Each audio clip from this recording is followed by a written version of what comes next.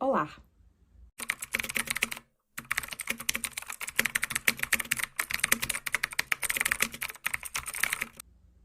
Acabou. O NaNoWriMo acabou. Existem dois motivos pra eu estar gravando esse vídeo assim.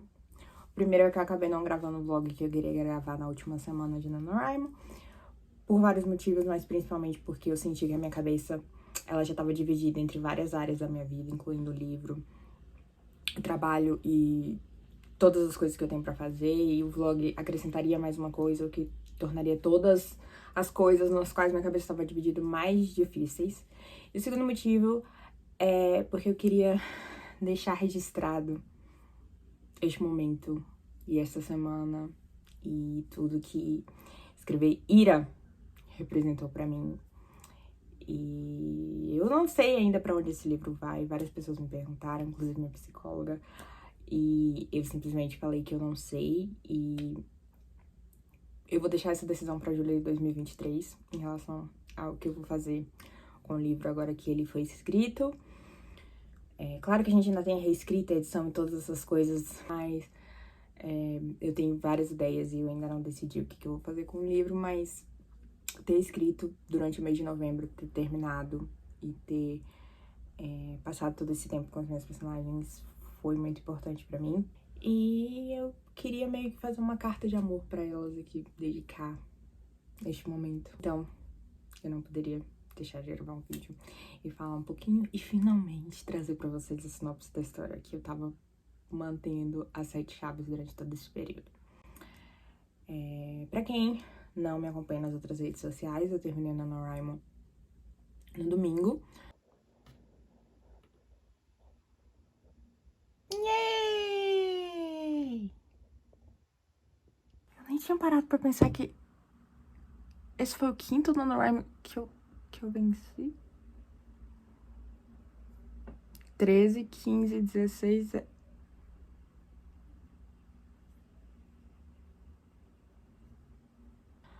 no domingo eu cheguei a 51.000 palavras, mas ainda faltavam 2 capítulos. E aí, na segunda eu escrevi pouca coisa e na terça, dia 29, eu escrevi os 2 capítulos que faltavam praticamente de uma vez e terminei o livro com 55.000 palavras.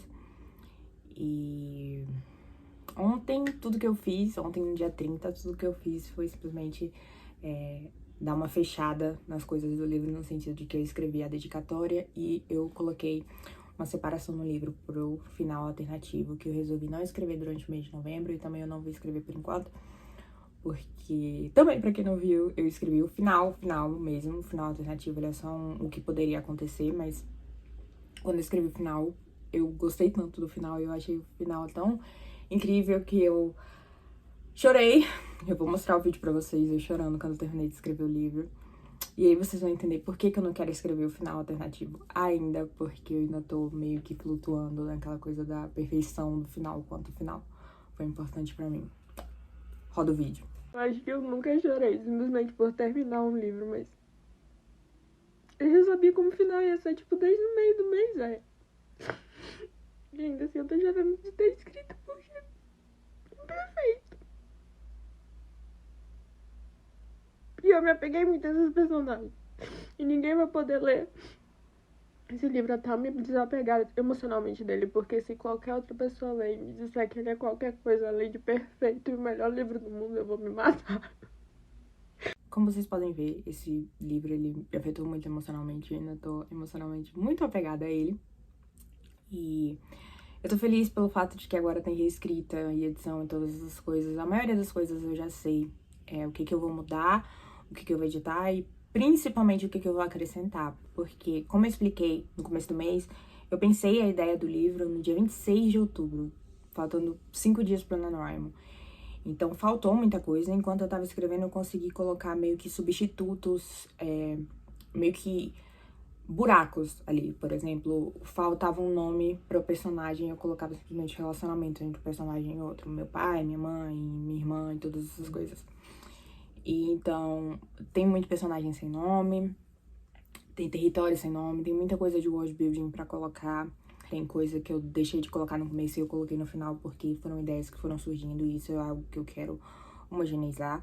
E o que eu basicamente foquei enquanto eu tava escrevendo a história foi a parte mais romântica mesmo do romance e a parte mais política da história. E o que pode ser feito. E isso eu vou fazer a partir do ano que vem. Eu até queria simplesmente... Bora, eu tô sentindo falta do livro, vamos voltar e mexer. Mas isso é uma dica de escrita que eu dou pras pessoas e é uma regra que eu gosto de seguir. Eu prefiro voltar pro livro depois de um tempo. Depois que a minha cabeça já tá mais fresca. E enquanto isso eu posso ficar simplesmente pensando na história e vendo quais alterações eu quero fazer. E quando eu finalmente chegar 2023, chegar o próximo ano, eu volto no livro, eu volto na história, eu mexo no que eu quero mexer e vejo o que eu faço com essa história no final das contas. Antes de trazer a sinopse pra vocês, eu queria falar um pouquinho de onde surgiu a ideia. Como eu expliquei no vídeo do anúncio, esse livro ele tá meio que no mesmo gênero e na mesma área dos livros que eu li esse ano e dos livros que eu quis ler este ano. Então, mais fantasia, um pouquinho de romance, de época e etc. e todas essas coisas. E, como vocês podem ver, obsessão recente, né? Fogo e Sangue aqui em inglês, mas Fogo e Sangue, Fire and Blood, do George R.R. Martin, que teve uma influência pesada em Ira. Teve referências, de certa forma, mas vocês vão entender lendo. Tem referências, se eu não mudar, né? Mas naquele estilo mais das Crônicas de Cat, da forma que eu gosto de fazer referências, da forma como essas referências funcionam. Mas além dos livros que eu li esse ano, esse projeto, originalmente, a ideia dele veio da versão original, da história original, que acabou se tornando Aqueles 6 Meses, que pra quem não conhece, é uma história que eu comecei a publicar no Wattpad, e que eu prometo que um dia eu vou voltar, gente, assim que eu tiver forças pra escrever. E na história original, a personagem principal era basicamente um self-insert, era eu, contando como seria a minha vida quando eu tivesse 23 anos, o que foi ano passado, e eu estava completamente errada. Durante a história, falava-se do livro que fez com que a personagem bombasse e que ela se tornasse muito popular com a publicação de livros e etc. E era um livro sobre 2 rainhas de territórios inimigos que se apaixonavam. Pronto. O projeto era simplesmente esse. O que trouxe a ideia final, que transformou o projeto no que ele foi justamente House of the Dragon e a influência do próprio fandom em volta e os romances que eu li. É só isso que eu vou dizer. Vamos à sinopse. A Elis tem o suficiente com o que se preocupar. Como herdeira do trono de um país em guerra, ela sabe que está a um golpe de espada de se tornar rainha. Mas não saber quando isso pode acontecer a impede de dormir à noite. Para proteger a sucessão, seu pai a isolou em um castelo sombrio, longe da mãe e das irmãs, sem contato com o mundo exterior, exceto pela perfeita princesa Amelia, única filha do mais novo aliado de seu pai, que ela cresceu sendo ensinada a odiar. Apesar de ambas concordarem que o castelo é grande o suficiente para que elas consigam se ignorar, um encontro não planejado as faz perceber que cada uma possui informações que a outra faria qualquer coisa para conseguir. Decididas a escrever a história com as próprias mãos, as 2 princesas firmam um acordo, sem saber que esta decisão intensificará tensões e destruirá uma de suas dinastias. Eu gostei do fato de que eu só escrevi essa sinopse agora, depois de já ter escrito o livro, porque eu pude escrever ela de uma forma mais aprofundada, sabendo realmente o que acontece, porque eu já conheço a história simplesmente, porque eu acho que se eu tivesse escrito essa sinopse nos 6 dias entre eu ter pensado o projeto e eu ter começado a escrever, ela ficaria bem diferente. E eu acho que ela também acabaria me orientando dentro da história, sabe? Eu teria uma ideia, e aí eu falaria, não, eu não vou fazer isso, porque na sinopse eu contei de uma forma diferente. E ter escrito a sinopse depois de ter escrito o livro é bem melhor. Mesmo que eu já tivesse um projeto e eu pudesse ter apresentado pra vocês, a sinopse ficou melhor depois de eu ter escrito o livro. Eu não achava que eu fosse me apegar tanto e nem que fosse ser tão fácil escrever, porque assim, eu tinha dificuldade em escrever fantasia quando eu tava escrevendo as Crônicas de Cat, porque por causa justamente do world building, levava muito tempo, levava tipo semanas pra escrever um capítulo, e os capítulos das Crônicas de Cat são enormes, são poucos capítulos, mas são capítulos enormes, e eu tava esperando encontrar uma dificuldade de terminar novembro com 50 mil palavras, possivelmente, mas sem terminar de escrever a história. E foi diferente, provavelmente porque eu sou uma escritora diferente. E provavelmente porque eu já tava focando na história principal, na linha do tempo principal. E pensando em world building no futuro, como coisas que eu poderia acrescentar depois. E aí eu realmente dei a oportunidade das personagens me contarem a história delas, sem que eu precisasse parar e contar a história com H maiúsculo do mundo onde elas estão inseridas. Então, isso deixou a história mais fácil, eu conseguia sentar e escrever. Ainda vai vir por aí o vlog da Bienal, então vocês vão me ver escrevendo na Bienal no maior barulho e mandando simplesmente 2.000 palavras como se não fosse nada. E é uma memória que vai ficar marcada na minha cabeça pra sempre como algo muito feliz, muito importante, mesmo que eu tenha escrito uma cena que me fez chorar em público, normal. E assim, quando eu terminei de escrever a história, eu senti que eu realmente tinha dado um final digno e encerrado o ciclo da história de uma forma intensa e poderosa. Então, foi por isso que eu chorei, e por isso que eu chorei muito aquele dia. Porque eu sabia que eu ia sentir falta, mas também porque eu sabia que eu tinha honrado as personagens. E essa é uma sensação que eu nem sempre tenho e que é muito importante pra mim. Quem já me viu falar sobre Vozes sabe que a minha dificuldade em escrever Vozes foi porque eram personagens reais. E mesmo quando eu tô escrevendo ficção, eu quero honrar as personagens. E eu sinto que com Ira eu fiz isso, eu honrei as personagens. Outra questão importante, o livro definitivamente é para maiores de 18 anos. Isso é outro conflito que eu tenho no fluxo da publicação, porque... Tá?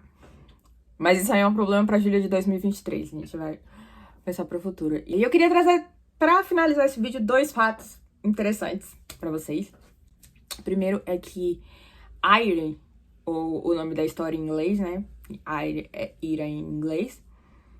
Era pra ser um título temporário, e ele veio justamente do fato de que o nome da Iris é pronunciado Iris. Então, Ire é a primeira sílaba do nome dela. E aí eu coloquei Ire pra ser meio que assim, uma dica, mas sem revelar o nome dela. E aí eu acabei gostando da ideia de Ira. Eu acho que o título Ira combina muito com a história. Talvez não seja o título permanente, mas eu continuo gostando de simplesmente Ira. O segundo fato é que a Amelia, que é a nossa antagonista, ela poderia receber esse nome por causa da Amelia Shepard de Grey's Anatomy. Se fosse, eu até diria. Mas, na verdade, ela se chama Amelia por causa da princesa de Orange, que é a princesa Catarina Amália da Holanda. O nome dela quase foi Amália. Só que eu pensei, não, isso não é uma fanfic. E aí eu mudei pra Amelia, que é basicamente o mesmo nome em outra língua. Mas a princesa de Orange, que é a Catarina Amália, ela é a única herdeira de um trono europeu que simplesmente já foi autorizada pelo parlamento que, se ela quiser um dia se casar com uma mulher, ela pode. Quando eu vi essa notícia, eu fiquei com essa notícia aberta o mês inteiro no meu celular.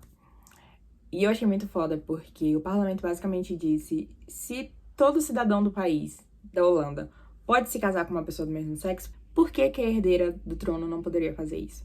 E é interessante, na verdade, porque essa questão ela foi trazida por causa de um livro que foi publicado na Holanda. Não foi nada que a Catarina Amália fez. E basicamente o que ficou na minha cabeça não foi a ideia de que, se eles falaram isso, simplesmente a Catarina pode ser gay. Não, não tem nada a ver com isso. A gente não sabe a sexualidade dela, provavelmente nunca vai saber. E é até estranho discutir sobre isso, porque ela nem fez 19 anos ainda, ela vai fazer 19 anos. Mas é o fato de que o parlamento simplesmente disse, em uma decisão, que assim, ela e todos os herdeiros dela, incluindo as irmãs dela, que são herdeiras dela no momento, e qualquer filho que ela tiver no futuro, pode se casar com quem quiser e não vão precisar abdicar nem sair da linha por causa disso. Eu escrevi um pouco sobre isso, sobre justamente essas leis que possibilitam que pessoas que estão na linha de sucessão de tronos possam simplesmente fazer o que querem, de certa forma, em relação a casamentos, uniões e sucessão. É só isso que eu vou dizer. E foi por causa dessa notícia e dessa história que a Amelia acabou se chamando Amelia, em homenagem à princesa de Orange, cuja linha de sucessão agora simplesmente pode se casar com quem quiser e foda-se. Mas é isso. Eu só queria compartilhar isso com vocês. Eu nem sei se alguém vai assistir esse vídeo até o final. Talvez não. Quem sabe? Mas se você assistiu, deixa aí um comentário. Pode ser só um coraçãozinho, ou uma cara feia, ou um emoji de bosta. Só pra dizer que você assistiu até o final e que você gostou ou não. Muito obrigada por me aguentarem nesse mês. Em breve eu volto com mais vlogs e mais conteúdo. Feliz dezembro! Passamos falando Raimo e agora o ano vai acabar. Glórias! Um beijo!